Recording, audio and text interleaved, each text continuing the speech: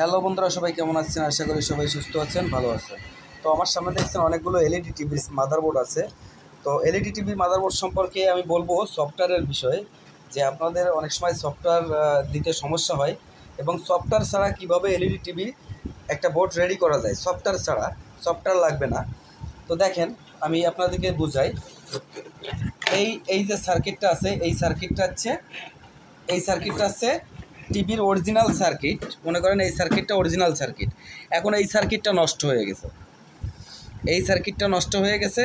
এখন আপনি বাজার থেকে একটা নতুন এলইডি টিভির সার্কিট কিনে নিয়ে আসবেন। তো নিয়ে আসলে কিন্তু আপনার সফটওয়্যার করা লাগবে, আপনার প্রোগ্রাম করা লাগবে। তো দেখেন, আমি একটু সাধারণভাবে বোঝাই।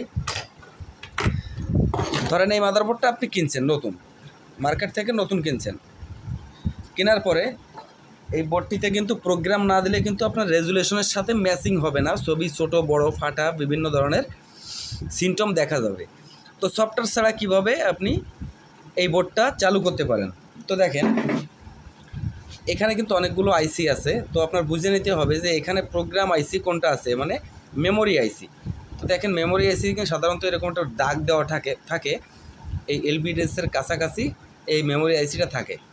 দেখেন, মেমোরি আইসিটা আপনাকে সহজেই বুঝিয়ে দিচ্ছি। এইখানে মেমোরি আইসি, তো এই আইসিতে কিন্তু প্রোগ্রাম করা থাকে।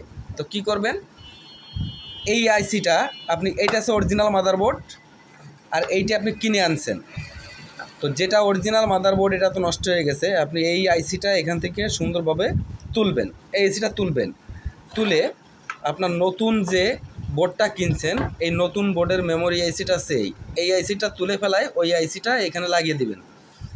লাগিয়ে দিলে কিন্তু আপনার যে রিমোটটা ছিল, আগের যে রিমোটটা ছিল, সেই রিমোটেই কাজ করবে এবং সুন্দরভাবে জিনিসটা চলবে।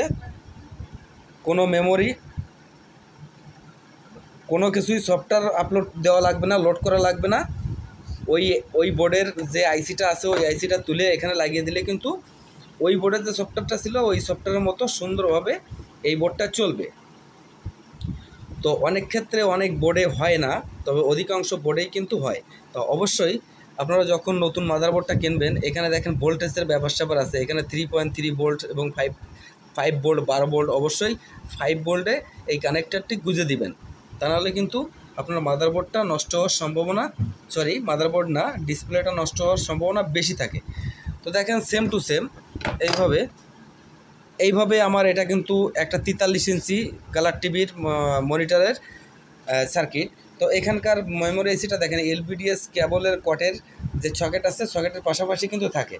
এবং 24 ইঞ্চির সেম টু সেম 24 ইঞ্চির কিন্তু দেখেন, আমি আইসিটা তুলে ফেলছি। 24 ইঞ্চির কিন্তু এখানে ছিল, এলবিডিএসের গোড়ায় থাকে। তো এই আইসিগুলো কিন্তু মেমোরি আইসি, এতে সফটওয়্যার করা যায় এবং সফটওয়্যার করা থাকে। তো এইভাবে আপনি যদি ব্যবহার করেন, তাহলে কিন্তু আপনার প্রোগ্রাম দেওয়া লাগবে না, সফটওয়্যার করা লাগবে না। তো বন্ধুরা, ভিডিওটা ভালো লাগলে চ্যানেলটা সাবস্ক্রাইব করবেন, পাশে থাকবেন। সবার জন্য শুভকামনা, সবাই ভালো থাকবেন, সুস্থ থাকবেন।